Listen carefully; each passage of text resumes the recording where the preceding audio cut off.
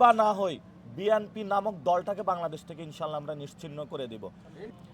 যদি ভোট ডাকাতি হয় ঢাকা 8-এ, মির্জা আব্বাসের যেই রাজত্ব আছে, আমরা আল্লাহর কসম করে বলছি এটা আমরা তছনছ করে দিব, খান খান করে দিব। হই বা না হই, বিএনপি নামক দলটাকে বাংলাদেশ থেকে ইনশাল্লাহ আমরা নিশ্চিহ্ন করে দিব। আমাদের উইমেন যারা আছে তাদের উপরে আপনারা আঘাত করতে আসবেন না। যথেষ্ট হয়েছে, অনেক ধৈর্য ধারণ করেছি আমরা। এখানে ওসমান হাদি ভাইকে খুন করা হয়েছিল, আমরা খুনের বিচারের দাবিতে এখনো মাঠে আছি। নতুন যদি কাউকে আপনারা খুন করতে আসেন, সেই সুযোগ আমরা দিব না। মানুষ প্রতিরোধ করেছে। দেশবাসীর উদ্দেশ্যে আমরা বলবো, ঢাকা 8-এর ভোটারদের উদ্দেশ্যে বলবো, ভয় নাই। আমরা এখন আবার এই কেন্দ্র ভিজিটে বের হচ্ছি।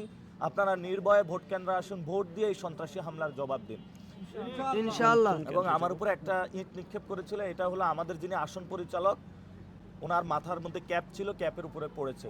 আল্লাহ না করুন প্রশাসনের সামনে যদি আমাদের এই ধরনের আঘাত করা হয়, তারা যেভাবে আঘাত করছে ছুরি দিয়েও কিন্তু আমাদের আঘাত করতে পারতো।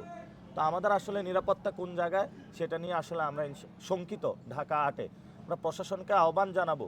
এই যে প্রশাসনের ইসি প্রধান নাসিরউদ্দিন সাহেব, উনি বলেছেন যে ভোট কেন্দ্রে নাকি হলো আগে কুকুর থাকতো, এখন কুকুর নাই।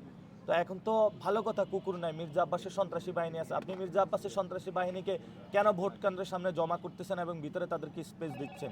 এটা রকিবুল হুদা কমিশনের মতন যদি আপনি নির্বাচন আয়োজন করতে যান, এই প্রশ্ন কিন্তু আমরা রেখে গেলাম।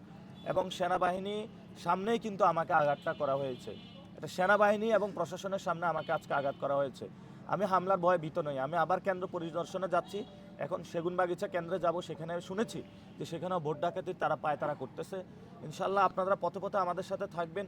ঢাকা 8-এ সুষ্ঠু একটি ইনশাল্লাহ আমরা ইলেকশন করতে চাই। আমাদের উপর অনেক আঘাত করবে, হামলা করবে, মামলা করবে, সব কিছু করুক, কিন্তু আমরা দমে যাব না। আমাদের লড়াই এবং এই গণতন্ত্রের লড়াই ইনশাল্লাহ চলতে থাকবে।